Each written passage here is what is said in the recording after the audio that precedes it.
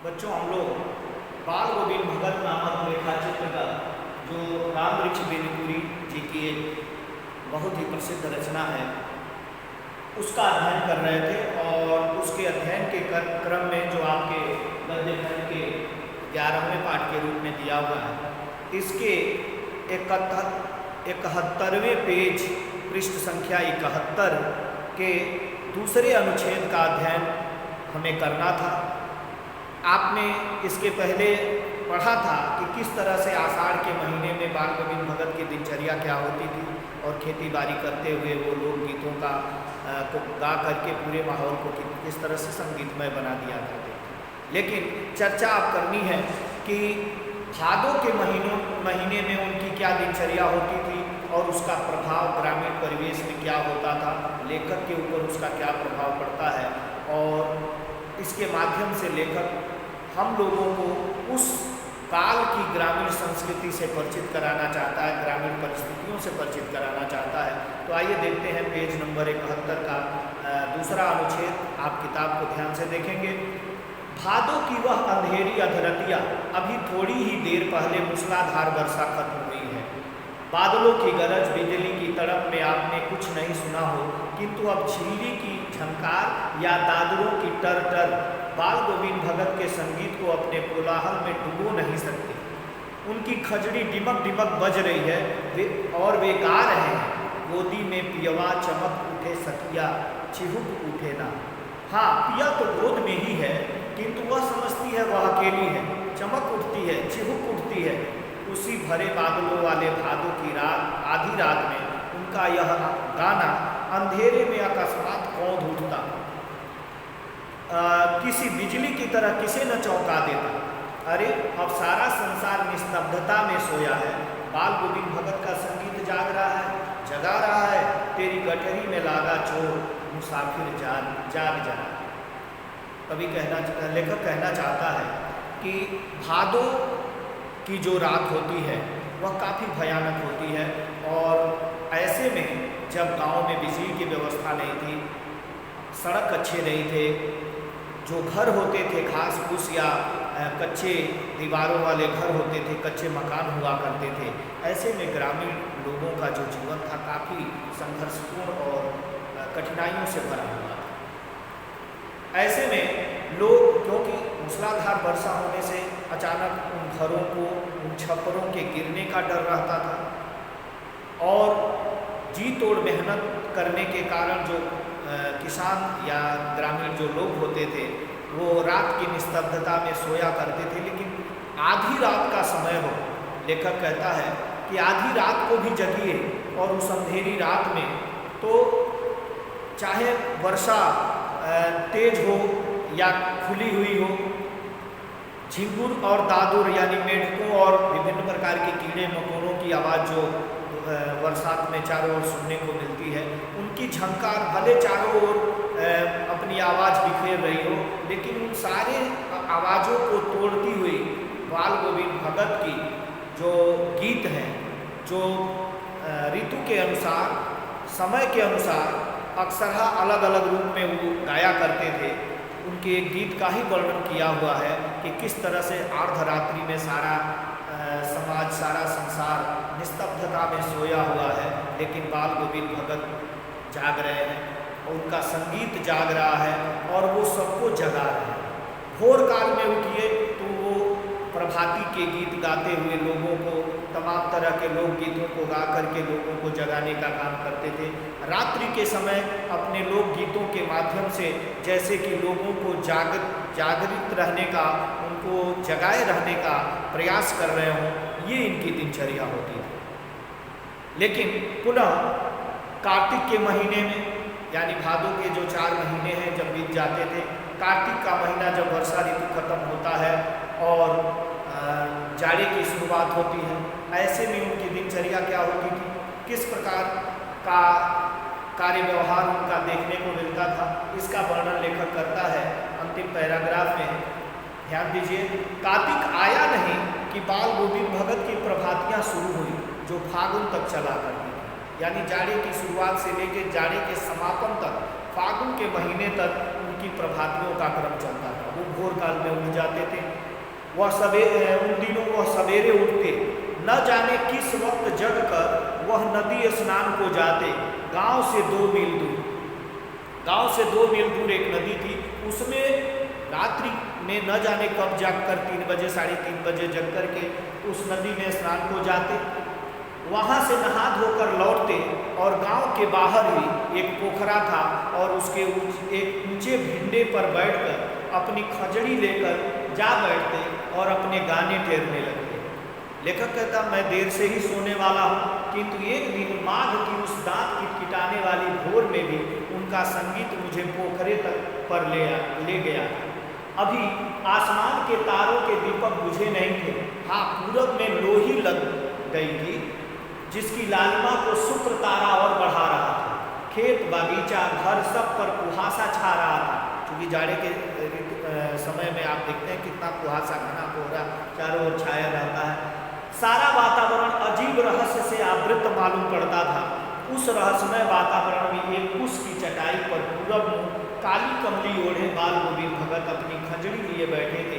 उनके मुंह से शब्दों का तांता लगा था, उनकी उंगलियां खजड़ी पर लगातार चल रही थी।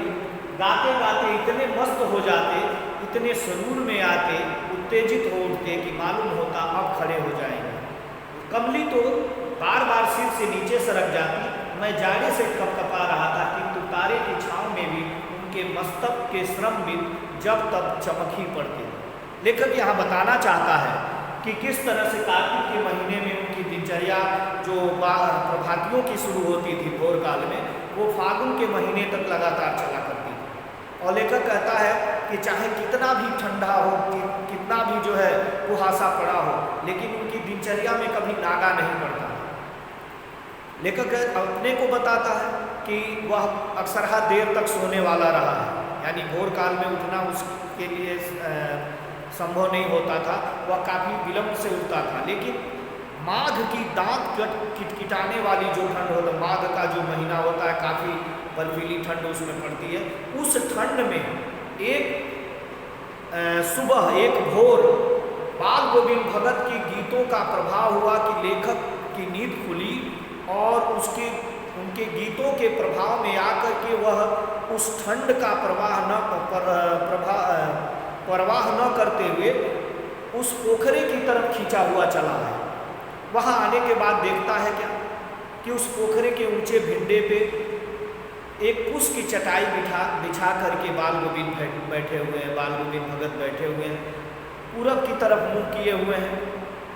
अभी चारों ओर अंधेरा है, जगह जगह शुक्र तारा और कुछ तारे दिखाई दे रहे हैं। भोर हो रहा है, पूरब में लोही लग गई है। लोही लगने का मतलब क्या कि अब थोड़ी थोड़ी लालिमा पूरब दिशा की ओर दिखाई पड़ने लगी।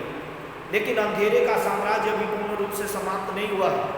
शुक्र तारा की चमक से हल्का हल्का प्रकाश उनके चेहरे पर दिखाई पड़ता है और वो अपने गाने को गाने में इतने मस्त हैं कि बार बार उनकी कमली उनके शरीर से सरक जाती है। लेकिन वो गीत को गाते हुए, उन प्रभातियों को गाते हुए कभी कभी लगता है उठ खड़े हो जाएंगे और उनको आभास नहीं है कि उनके आसपास कोई खड़ा है या कोई देख रहा। पूरी तल्लीनता के साथ अपनी इस दिनचर्या में व्यस्त थे। लेखक कहता है कि ठंड के मारे मेरा हाड़ कँपा रहा था, मैं अंदर से बिल्कुल ठंड से परेशान हो रहा था। लेकिन उस भीषण ठंड में भी उनके मस्तक पर पसीने की जो बूंदें हैं वो शुक्र तारे की रोशनी में दिखाई पड़ जाती थी। और आश्चर्य होता है कि उस दांत किटकिटा देने वाली ठंड में भी अपनी उस संगीत साधना के बल पर उनके अंदर उतनी उष्मा, उतनी गर्मी कहाँ से आती थी जो उनको ठंड का एहसास ही नहीं होने देती थी। लेकिन ये फागुन तक के समय तक ये इनकी दिनचर्या चला करती थी। इसके बाद पुनः गर्मियों में इनकी दिनचर्या क्या होती थी, इसकी चर्चा पेज नंबर 72 के सेकंड पैराग्राफ में दूसरे अनुच्छेद में लेखक ने किया है। आइए देखते हैं। गर्मियों में उनकी संध्या कितनी उमस भरी शाम को न शीतल करती, अपने घर के आंगन में आसन जमा बैठते। यानी लेखक कहता है कि गर्मियों में चाहे कितना भी उमस भरी शाम हो, लेकिन वह उस शाम को भी, उस उमस भरी शाम को भी शीतल कर देते थे अपने आचरण और कार्य व्यवहार के बल पर। और वो व्यवहार क्या होता था, अपने घर के आंगन में आसन जमा बैठते, शाम के समय भोजन वोजन करने के बाद अपने आंगन में बैठ जाते, खजड़ी लेकर के बैठ जाते थे। धीरे धीरे गांव के कुछ प्रेमी मंडली भी उनके आसपास जुट जाती, खजड़ियों और करतालों की भरमार हो जाती। एक पद बाल गोविंद भगत कह जाते, उनकी प्रेमी मंडली उसे दोहराती तिहराती, धीरे धीरे स्वर ऊंचा होने लगता, एक निश्चित ताल, एक निश्चित गति से। उस ताल स्वर के चढ़ाव के साथ श्रोताओं के मन भी ऊपर उठने लगते, धीरे धीरे मन तन पर हावी हो जाता। होते होते एक क्षण ऐसा आता कि बीच में खजड़ी लिए बाल गोविंद भगत नाच रहे हैं और उनके साथ ही सबके तन और मन नृत्यशील हो उठे। सारा आंगन नृत्य और संगीत से ओतप्रोत है। यानी लेखक यहाँ ये बताना चाहता है कि गर्मियों के समय में उनकी दिनचर्या क्या होती कि चाहे कितनी भी भीषण गर्मी हो, लेकिन उसका बहुत प्रभाव उनके ऊपर नहीं पड़ता। और शाम में भोजन करने के बाद वो अपनी खंजड़ी लेकर अपने आंगन में आसन लगा करके बैठ जाते और कोई न कोई भजन, कोई न कोई गीत गाने लगते, जिसको देखते धीरे धीरे गांव में, चूँकि पहले के ज़माने में बिजली और अन्य सुविधाएं नहीं होने के कारण देर रात तक गर्मियों के कारण लोगों को नींद नहीं आती थी और अक्सरहा लोग या तो चौपालों पर बैठकर या गांव में किसी सार्वजनिक स्थान पर बैठ कर के लोग तमाम तरह की बातचीत और कहावतें कह करके अपने समय को गुजारा करते थे। और देर रात जब मौसम कुछ ठंडा होता था तब लोग सोने के लिए जाते थे। लेकिन इनके यहाँ क्या होता, वो आंगन में आसन जमा के बैठ जाते, गीत और संगीत का एक ऐसा कार्यक्रम वहाँ शुरू होता कि गर्मी का कोई प्रभाव किसी के ऊपर नहीं पड़ता। और धीरे धीरे गीत संगीत के जो प्रेमी मंडली थे, जो भगत की प्रेमी मंडली थी, जुटने लगती। गांव और मोहल्ले के लोग धीरे धीरे जुटने लगते, सबके हाथों में खजड़ी, करताल और झाल होती और एक अजीब सा संगीतमय माहौल उस आंगन में बनता। बाल गोविंद भगत एक एक पद को गाते और उनकी प्रेमी मंडली उसे दोहराती तिहराती, एक निश्चित ताल, एक निश्चित लय का, एक निश्चित गति का ऐसा वातावरण बनता कि धीरे धीरे पूरा जो है आंगन संगीतमय हो जाता और एक अजीब संगीतमय माहौल में सारे लोग उस गर्मी, भीषण गर्मी को भुला करके एक आनंदपूर्ण जीवन जीने का प्रयास करते और यह भगत के कारण ही संभव हो पाता। लेखक कहता है कि सारा आंगन नृत्य और संगीत से ओतप्रोत हो उठता था। ये उनकी दिनचर्या थी। अब अगला पैराग्राफ आप देखेंगे, बाल गोविंद भगत की संगीत साधना का चरम उत्कर्ष उस दिन देखा गया। अब लेखक ये कहना चाहता है कि पूरे साल के दौरान, गर्मी हो, बरसात हो या जाड़ी का मौसम हो, अलग अलग दिनचर्या, अलग अलग तरह के गीत, अलग अलग लोक संस्कृति उनके द्वारा देखने को मिलती थी। लेकिन संगीत के प्रति जो उनका, संगीत की जो उनकी साधना थी, संगीत के प्रति जो उनका लगाव था, लेखक कहता है कि उनकी संगीत साधना का चरम रूप उस दिन देखने को मिला जिस दिन उनका इकलौता बेटा था। अब लेखक ये बताना चाहता है कि किस तरह से कबीर के सिद्धांतों पर चलने वाला यह व्यक्ति मृत्यु को भी दुख नहीं बल्कि उत्सव के रूप में देखता है और उसको स्वीकार करता है। अपने इकलौते पुत्र की मृत्यु पर दुख न प्रकट करके वह संगीत के माध्यम से, कबीर के पदों के माध्यम से आत्मा परमात्मा के मिलन के गीत गाता है और दुनिया को मोह माया के बारे में सचेत करने का प्रयास करता है। ऐसी दृढ़ता, ऐसा सद्गुण तो बड़े बड़े संतों में नहीं होता। बड़े बड़े संतों को अपनों का बिछुड़न जो है डिगा देता है, लेकिन बाल गोविंद भगत के ऊपर अपने इकलौते पुत्र की मृत्यु का भी कहीं कोई प्रभाव नहीं दिखाई दे रहा था। हालांकि अंदर तो उनकी पीड़ा होगी, लेकिन उनके कार्य व्यवहार से कहीं ऐसा नहीं दिखाई पड़ रहा। लेखक ये बताना चाहता है। तो आइए देखते हैं लास्ट पैराग्राफ, पेज 72 का, पृष्ठ संख्या 72 का लास्ट पैराग्राफ। बाल गोविंद भगत की संगीत साधना का चरम उत्कर्ष उस दिन देखा गया जिस दिन उनका बेटा था। इकलौता बेटा था वह, कुछ सुस्त और मोदा किस्म का था, किंतु इसी कारण बाल गोविंद भगत उसे और भी मानते। उनकी समझ में ऐसे आदमियों पर ही ज़्यादा नज़र रखनी चाहिए या प्यार करना चाहिए, क्योंकि ये निगरानी और मोहब्बत के ज़्यादा हकदार होते हैं। बड़ी साथ से उसकी शादी कराई थी, पतोहू बड़ी ही सुभग और सुशील मिली थी। घर की पूरी प्रबंधिका बनकर भगत को बहुत कुछ दुनियादारी से निवृत्त कर दिया था उसने। उनका बेटा बीमार है, इसकी खबर रखने की लोगों को कहाँ फुर्सत, किंतु मौत तो अपनी ओर सबका ध्यान खींच कर की ही रहती है। हमने सुना बाल गोविंद भगत का बेटा मर गया, कौतूहलवश उनके घर गया, देखकर दंग रह गया। बेटे को आंगन में एक चटाई पर लिटाकर एक सफ़ेद कपड़े से ढांक रखा है। वह कुछ फूल तो हमेशा ही रोकते रहते हैं, उन फूलों में से कुछ फूल तोड़कर उस पर बिखरा दिए हैं। फूल और तुलसी दल भी, सिरहानी एक चिराग जला रखा है और उसके सामने जमीन पर ही आसन जमाए गीत गाए चले जा रहे हैं। वही पुराना स्वर, वही पुरानी तल्लीनता, ये अपने आप में बहुत बड़ी बात है। घर में पतोहू रो रही है, जिसे गांव की औरतें, गांव की स्त्रियां चुप कराने की कोशिश कर रही हैं, किंतु बाल गोविंद भगत गाए जा रहे हैं।